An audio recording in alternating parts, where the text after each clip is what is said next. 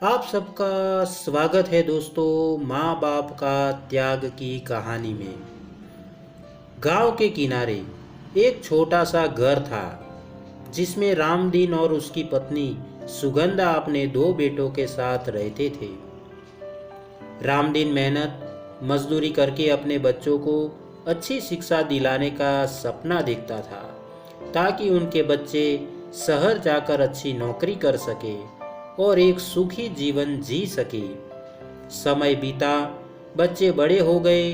दोनों बेटों मोहन और सोहन ने पढ़ाई पूरी कर ली और शहर में अच्छी नौकरियां हासिल कर ली।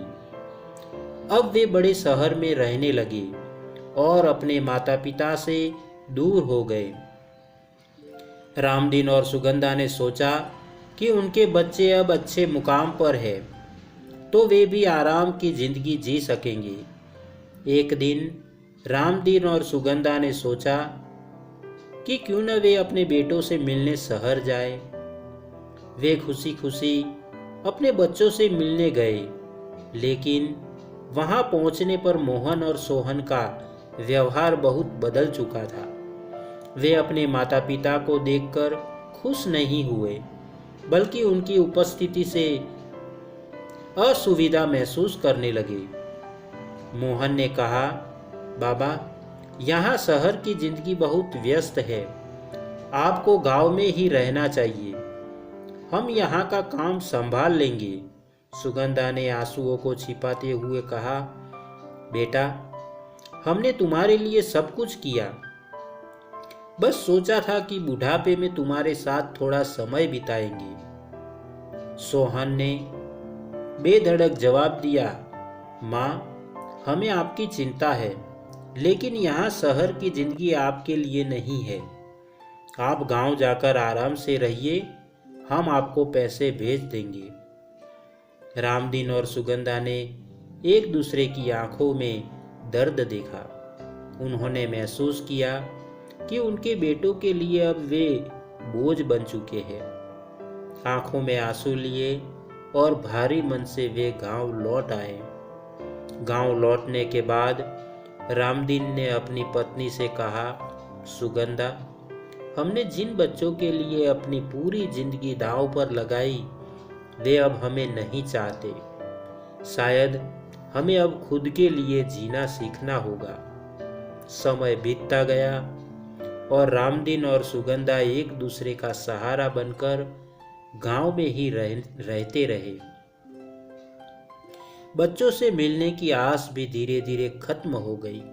लेकिन एक दिन रामदीन गंभीर रूप से बीमार हो गया।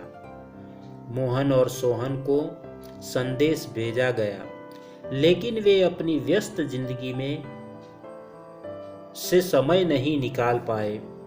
रामदीन की हालत और भी बिगड़ गई और आखिरी सांस लेते हुए उसने सुगंधा से कहा, शायद यही जिंदगी है। सुगंधा, बच्चों के लिए सब कुछ हमने किया, लेकिन वे हमारे साथ नहीं है। रामदीन की मृत्यु के बाद सुगंधा अकेली रह गई।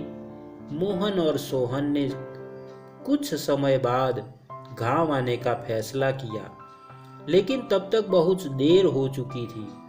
जब वे पहुंचे तो उन्हें केवल पछतावा ही हाथ आया। उस दिन उन्होंने समझा कि माता पिता को त्यागना सबसे बड़ी भूल होती है, क्योंकि दुनिया की सबसे बड़ी कीमती दौलत वही होते हैं। शिक्षा। इस कहानी से हमें यह सीखने को मिलता है कि माता पिता हमारी सबसे बड़ी धरोहर होते हैं। उन्हें कभी नजरअंदाज नहीं करना चाहिए, क्योंकि उनका प्रेम और त्याग हमारे जीवन का आधार होता है। इसलिए दोस्तों, आशा करता हूँ कि आपको यह कहानी अच्छी लगी होगी। अगर आपको यह कहानी अच्छी लगी है तो एक लाइक और एक शेयर जरूर करना दोस्तों। और हाँ दोस्तों, चैनल को सब्सक्राइब करना मत भूलना। आपके प्यार को इसी तरह देते रहना, क्योंकि हम आपके लिए इसी तरह की अच्छी और मनपसंद कहानियाँ लाते रहे। तो दोस्तों, आज के लिए इतना ही। फिर मिलेंगे एक और नई कहानी के साथ। तब तक के लिए आप सबको हमारा धन्यवाद। धन्यवाद। जय हिंद।